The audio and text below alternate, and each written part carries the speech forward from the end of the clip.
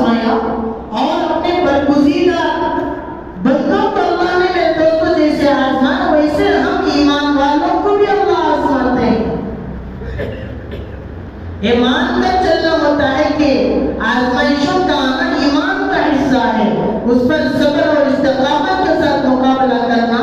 महंगाई हो, हालात हो, परेशानियां हो, मुसीबतें हो, आजमाइशें हो, ये समझ कर चलना कि अल्लाह की तरफ से आजमाइशें हैं। असबाब के दर्जे में परेशानियों से बाहर निकलने की कोशिश करनी चाहिए। बीमार है तो सेहत पाने की असबाब के दर्जे में कोशिश होनी चाहिए, लेकिन ये मान कर चलना पड़ता है कि ये अल्लाह की तरफ से आजमाइश है।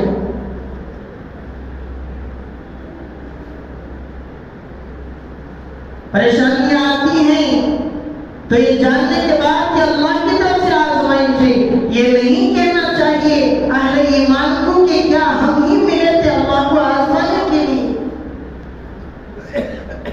मेरे दोस्तों, अहले ईमान पर जब हालात और परेशानियां आती हैं, उसके बदले में अल्लाह ताला दर्जात बुलंद फरमाते हैं। ईमान वाला आदमी बीमार हो गया, सब्र करता है, इस्तिकामत से काम लेता है, अल्लाह की तरफ से दर्जात बुलंद किए जाते हैं। गुनाह है तो गुनाह माफ किए जाते हैं, गुनाह नहीं है, नेकियां हैं तो और दर्जात बुलंद होते हैं। और आदमी के बीमार हो जाने या परेशान हो जाने की वजह से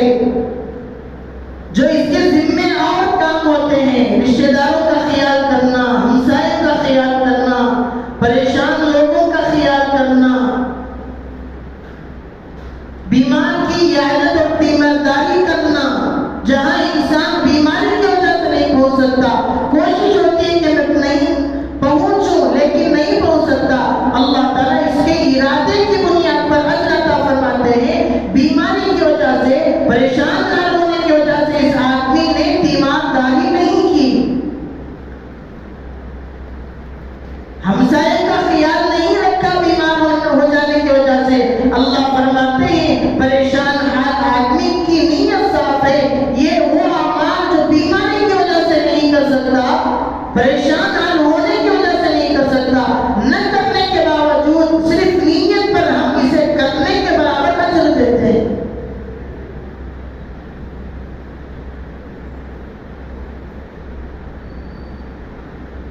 बाकी अपनी अक्ल और फहम